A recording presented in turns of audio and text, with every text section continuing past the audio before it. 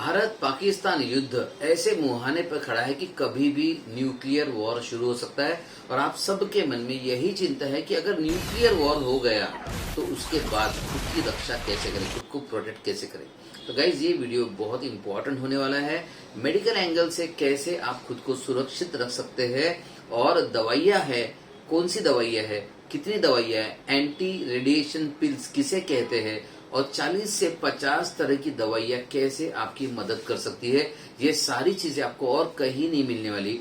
तो सबसे पहले हम बात करने वाले हैं कि क्या होता है न्यूक्लियर अटैक, उसके इफेक्ट्स क्या होंगे और उसका सोल्यूशन क्या होना चाहिए, आप प्रोटेक्ट कैसे कर सकते हो और उसके बाद प्रोटेक्शन करने वाली जो दवाइयां है उसके बारे में भी चर्चा करेंगे।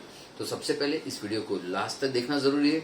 दूसरा, ज्यादा से ज्यादा लोगों तक शेयर कर दीजिएगा और तीसरा, अगर आपने चैनल को सब्सक्राइब नहीं किया तो सब्सक्राइब कर लीजिए, बेल आइकन दबा दीजिए, क्योंकि मैं सीरीज ऑफ वीडियोस बनाने वाला हूँ कि कैसे आपकी सुरक्षा हो सकती है और इसका इलाज और दवाइयां और क्या आप न्यूक्लियर वेपन्स के लिए खुद को इम्यूनिटी बढ़ा सकते हो, इसके बारे में भी आगे वीडियोस आने वाले हैं। ये यूनिक टॉपिक्स है, इसलिए आपको इस चैनल पे बने रहना बहुत जरूरी है। सब्सक्राइब कर लीजिएगा, बेल आइकन दबा दीजिएगा। चलिए बात करते हैं कि जब न्यूक्लियर अटैक होगा, सबसे पहले बता दूं हिरोशिमा नागासाकी, आप सबको पता है हिरोशिमा नागासाकी के जो अटैक्स हुए थे वो न्यूक्लियर वेपन्स के अटैक थे।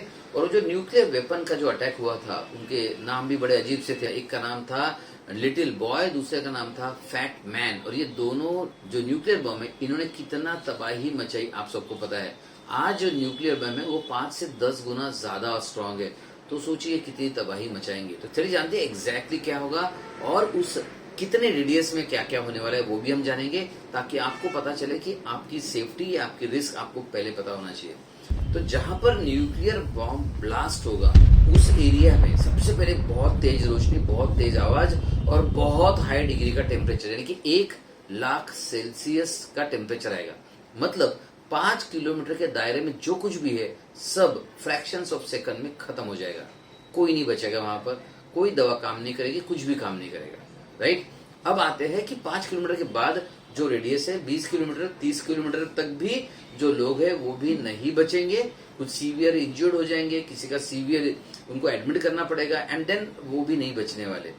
उसके बाद आता है 30 से 50 किलोमीटर का रेडियस, यहाँ भी सब लोगों को इफेक्ट होने वाला है। अप टू 50 किलोमीटर करीब करीब सबको इफेक्ट होने वाला है, कम या ज्यादा। और मैं आपको बता दूं इसमें करोड़ों लोग हैं और ये करोड़ों लोगों को आज ये वीडियो बहुत फायदेमंद होने वाला है, क्योंकि ये जो लोग हैं ये लोगों के लिए कुछ ऐसी मेडिसिन आने वाली है, ऐसी मेडिसिन बताने वाला हूं मैं जो आपको इससे बचा सकती है, असर को कम कर सकती है, आपको इम्यून बना सकती है और ये चीजें आपको किसी और वीडियो में सुनने नहीं मिलने वाली। सो इसीलिए मैंने कहा है, इंसिस्ट कर रहा हूं, इस वीडियो को लास्ट तक देखना बहुत बहुत जरूरी है। तो हमने देखा कि 50 किलोमीटर तक तो ये तहस नहस और तबाही करेगा, लेकिन आपको क्या लगता है इसके बाहर नहीं करेगा? देखिए, ये जब रेडिएशंस होते हैं ये है ना एयरबॉर्न होते हैं, ये हवा में फैलते हैं। तो जहां जहां हवा जाएगी वहां वहां ये नुकसान करेगा, तबाही मचाएगा, बीमारियां पैदा करेगा। अब आप सोचोगे सर हवा तो कहीं भी जा सकती है। यस, तो ये 100 से 200 किलोमीटर का दायरा, ये ऐसा समझ लो कि ये रिस्क में है, खतरे में है। अब ये 100 से 200 किलोमीटर के दायरे में रेडिएशंस रहेंगे। अब एग्जैक्टली आपको क्या करना है बचने के लिए मैं वो बताने वाला हूँ।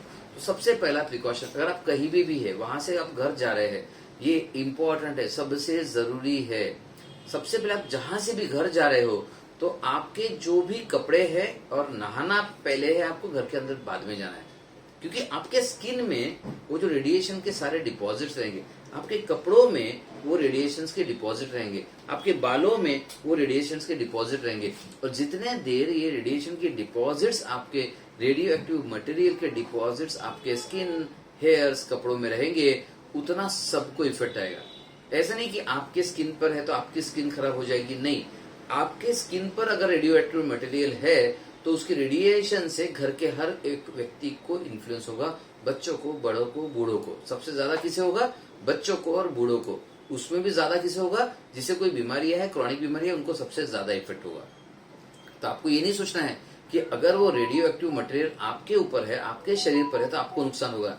एक मटेरियल पूरे एरिया पे इफेक्ट करेगा और पूरे एरिया को डैमेज करेगा, उनके ऑर्गन को डैमेज करेगा और उनके जान के लिए खतरा रहेगा।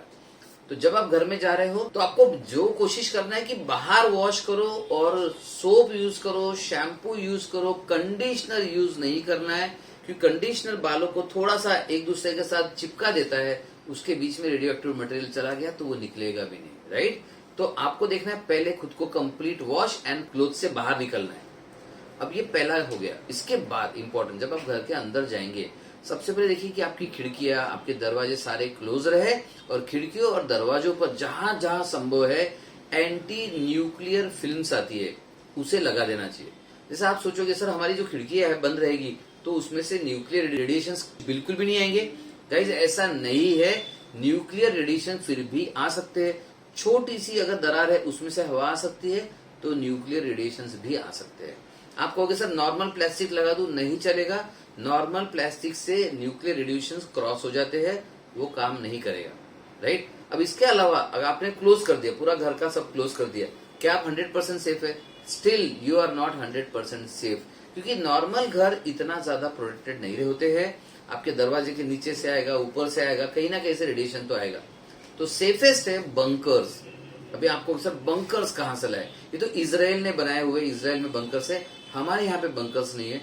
तो कोशिश करना है, किसी का अगर घर में तहखाना है तो आप तहखाने में चले जाइए। अब तहखाने में रहना है, बाहर नहीं आना है। उस तहखाने में वॉशरूम सब वहीं पर होना चाहिए। आप तहखाने में रहेंगे, बाहर आएंगे जाएंगे, इससे कोई फायदा नहीं होगा, क्योंकि आप बार बार दरवाजा खोलेंगे, रेडिएशन अंदर आएंगे। रेडिएशन आपको दिखने वाले नहीं है, आपको उसका चेक करने का कोई मेजरमेंट नहीं है। आपको देखना है कितना ज्यादा कॉम्पैक्ट कंपार्टमेंट में रह सकते हो। दूसरी जगह जो रिलेटिवली सेफ है, जो ज्यादा अंदर होती है कभी भी, वो है आपका जो बाथरूम होता है। अगर वो बड़ा है relatively, again that can be a safe place, because बाहर का दरवाजा है, उसका बाथरूम का दरवाजा है, 2-3 दरवाजों के बाद वो होता है, अगेन वो थोड़ा सा सेफ प्लेस है।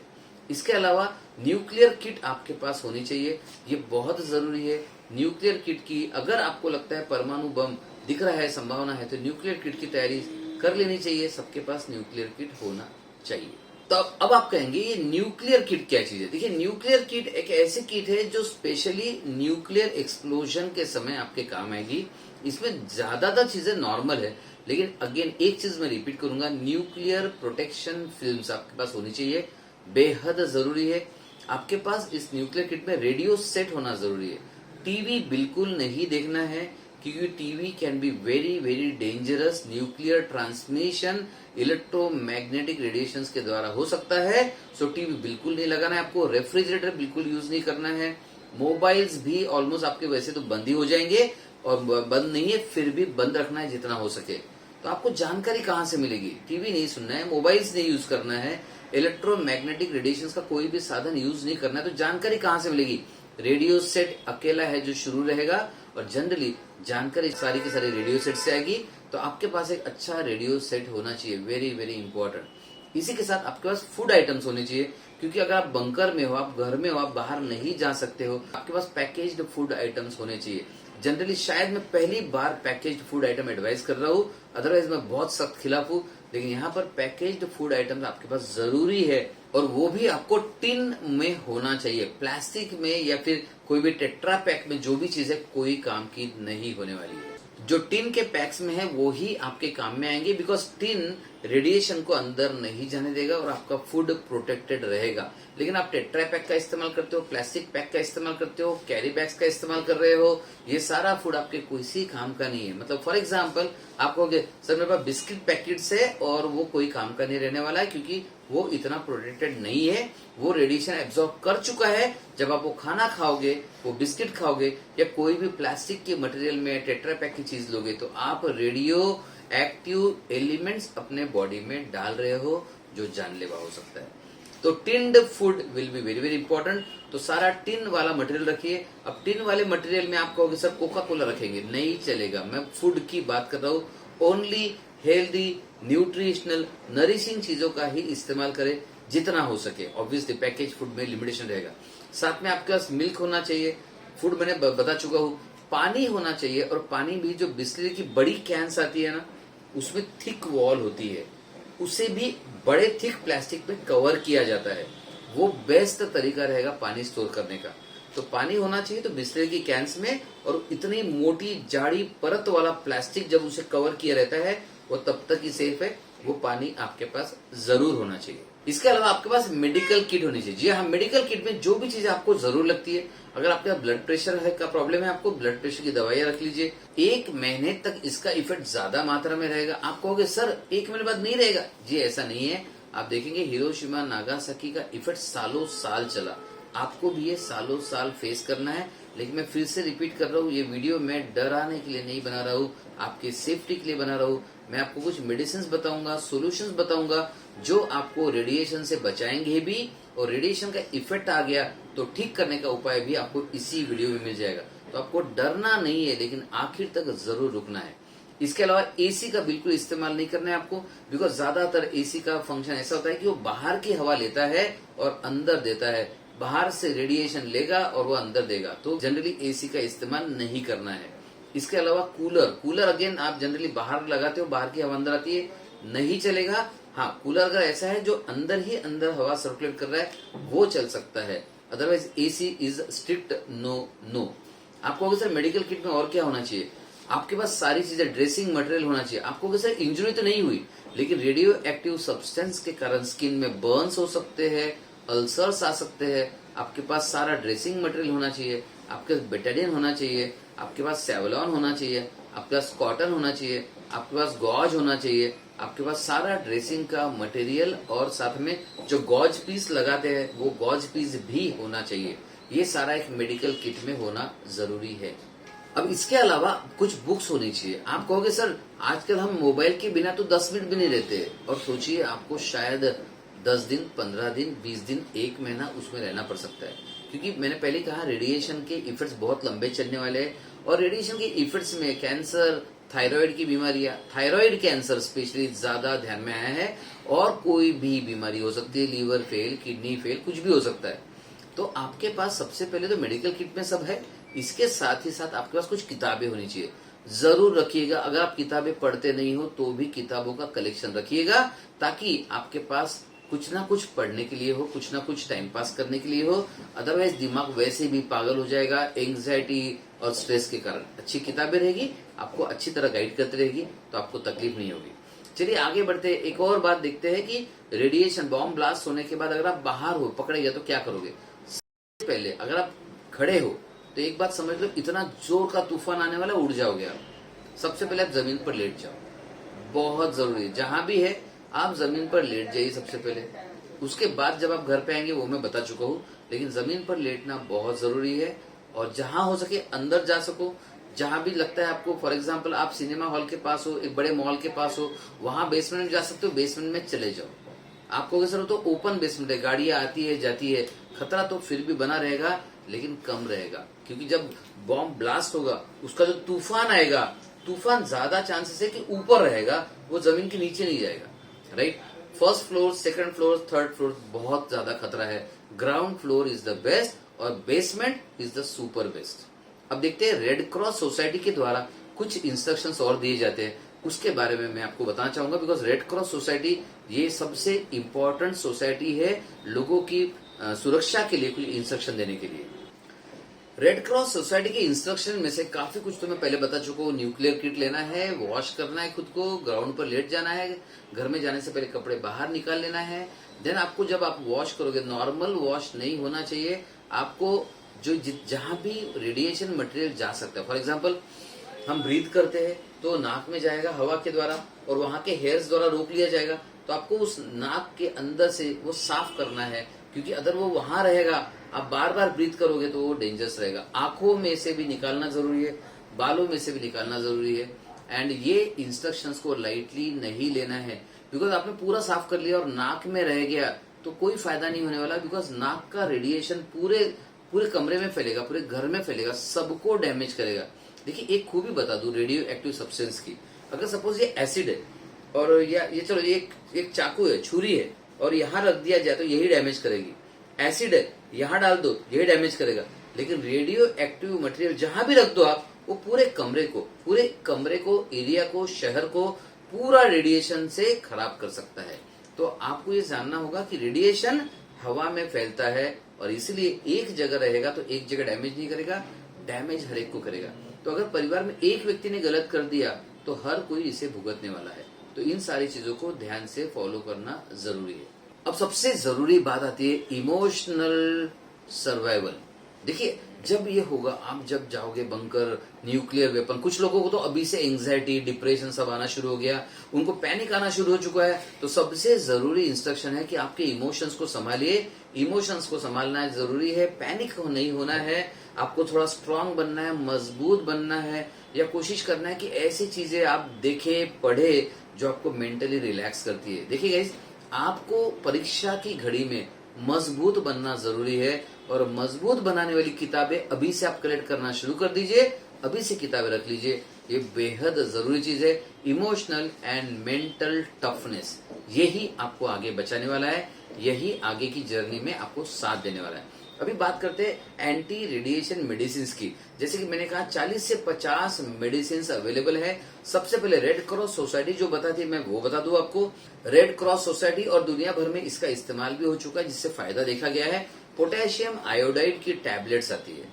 पोटेशियम आयोडाइड टैबलेट्स को कहा जाता है एंटी रेडिएशन पिल्स। देखा गया है कि पोटेशियम आयोडाइड अगर आप कुछ देर पहले ही शुरू कर देते हो, कुछ दिन पहले शुरू कर देते हो और रेडिएशन के समय शुरू कर देते हो, तो रेडिएशन का इफेक्ट पोटेशियम आयोडाइड कम करता है, और इससे होने वाले कैंसर्स, थायराइड कैंसर्स और बहुत सारे साइड इफेक्ट से आपको बचा सकता है। सो पोटेशियम आयोडाइड को एंटी रेडिएशन पिल्स कहा गया है बाय रेड क्रॉस, और दुनिया भर में इसे पता है, इसका इस्तेमाल हुआ है। ये वेल प्रूवन चीजें हैं, इसका इस्तेमाल करना चाहिए। स्टॉक बनाना शुरू कर दीजिए। इसके अलावा मैं बात करूंगा एंटी रेडिएशन साइड इफेक्ट्स के बारे में, जो होम्योपैथिक में 40 से 50 मेडिसिन दिए इसके लिए। गाइस, एक समय था लोग होम्योपैथिक मेडिसिन को नकार देते थे, लेकिन कोविड में लोगों को पता चल गया कि कितना ज्यादा इफेक्टिव रहा होम्योपैथिक मेडिसिन। और कई सालों से आप देखोगे, जब भी एपिडेमिक की स्थिति आई है, चाहे कोलेरा एपिडेमिक से बात कर लो या कोविड पैंडेमिक की बात कर लो, होम्योपैथी ने हमेशा साथ दिया। तो मैं आपको बताना चाहूंगा, एंटी रेडिएशन के या रेडिएशन के साइड इफेक्ट्स के लिए होम्योपैथिक में 40 से 50 मेडिसिन अवेलेबल है।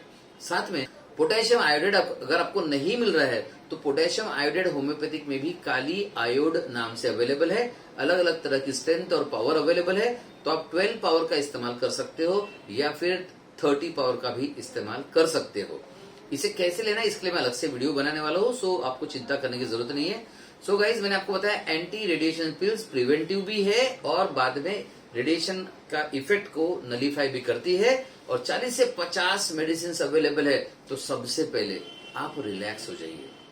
देखिए, जो उस दायरे में आएंगे 5 किलोमीटर में, उनको तो कोई रिलैक्स होने की बात ही नहीं है, वो तो बचने वाली नहीं है। लेकिन जो लोग इस दायरे के बाहर है, उनके लिए बहुत बड़ी न्यूज है कि 40 से 50 मेडिसिन आपकी मदद करने के लिए है। यानी कि आपको शायद साइड इफेक्ट आएगा, स्किन पर आएगा, उसकी मेडिसिन है।